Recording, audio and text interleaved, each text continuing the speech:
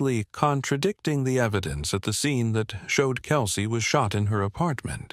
Another complicated aspect of the investigation was that Lewis had given the gun, presumably the murder weapon, to another witness after fleeing the scene.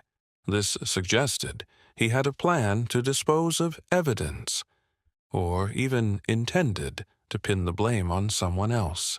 The investigation team spent hours tracking down this witness and recovering the gun for forensic analysis. Initial results showed it was the weapon used to kill Kelsey while building the case file. The police also focused on understanding the motive by conducting in-depth interviews with the families and friends of both Kelsey and Lewis. These conversations revealed a more complete picture of the toxic and complex relationship between the two. Kelsey's mother, Calvinita Brock, shared her concerns about her daughter in recent months, as well as Lewis's complete financial dependence on Kelsey. Kelsey's friends shared stories of a vibrant woman, proud of her transgender identity and always willing to help others. They also described a change in recent months.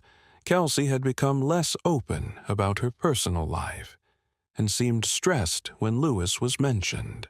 In contrast, those who knew Lewis described him as a reserved person who often avoided social gatherings and never publicly dated anyone. With the detailed witness testimony, undeniable physical evidence at the scene, and clear contradictions in Lewis's statement, the investigation team had sufficient grounds to build a strong case file. The investigation showed that this was not a random crime, a robbery, or even self-defense as Lewis might argue.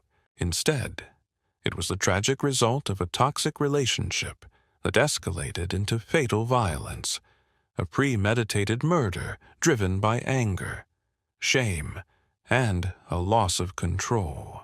Detectives also spent significant time understanding the broader social context of the case. They consulted with experts on domestic violence and hate crimes to better understand the unique challenges faced by transgender women like Kelsey. This was important, not only for a full understanding of the motive, but also to ensure that justice would be served fairly and completely. Respecting the victim's identity and dignity. Just 24 hours after Kelsey Elam's death, the wheels of justice began to turn. On the morning of April 25, 2025, the Sant Lewis County Prosecutor's Office officially charged Martino Lewis. This speed reflected not only the clarity of the evidence, but also the seriousness of the charges Lewis was facing. The indictment included 3 main charges, each reflecting a different aspect of the case. The most serious charge was second-degree murder, which could lead to a life sentence. This was accompanied by a charge of armed criminal action, directly related to Lewis's use of a gun during the crime. Finally, there was a charge of third-degree domestic assault, acknowledging the toxic nature of the relationship between Lewis and Kelsey, as well as the violent act he committed before killing her. When Lewis was brought to court for his bail hearing, his appearance had completely changed from the man who once lived off Kelsey, dressed in an orange prison jumpsuit and handcuffs.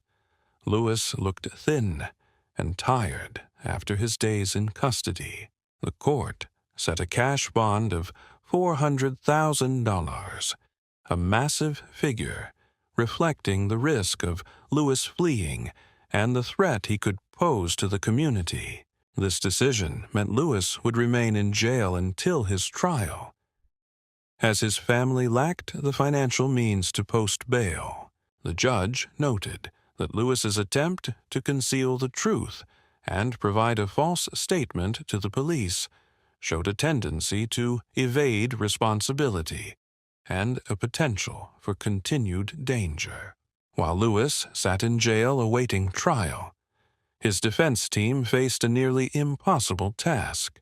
With clear evidence from an eyewitness, physical evidence from the scene, and Lewis's contradictory statements, they had very little room for maneuvering. Their most likely strategy would be to try to prove the incident occurred in a fit of uncontrollable rage, hoping to reduce the charge from murder to manslaughter.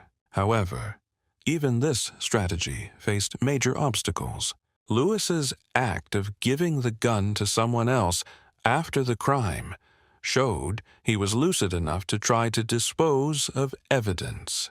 His false statement to the police also proved that Lewis was capable of thinking and planning, not acting in a state of complete loss of control. The prosecution was also preparing for a complex legal battle. They had to present the jury with a full picture of the toxic relationship between Kelsey and Lewis, without allowing social prejudices to influence the decision. This was especially challenging because Kelsey was a transgender woman, a group that often faces stigma and misunderstanding in society.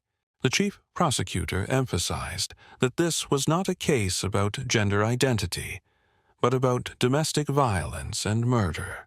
They would focus on proving that Lewis had a history of controlling and abusing Kelsey, and ultimately killed her when she tried to escape the toxic relationship.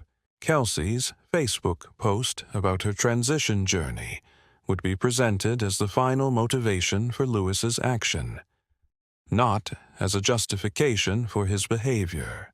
Currently, Lewis is being held at the St. Louis County Jail, where he spends most of his time in a private cell for his own safety.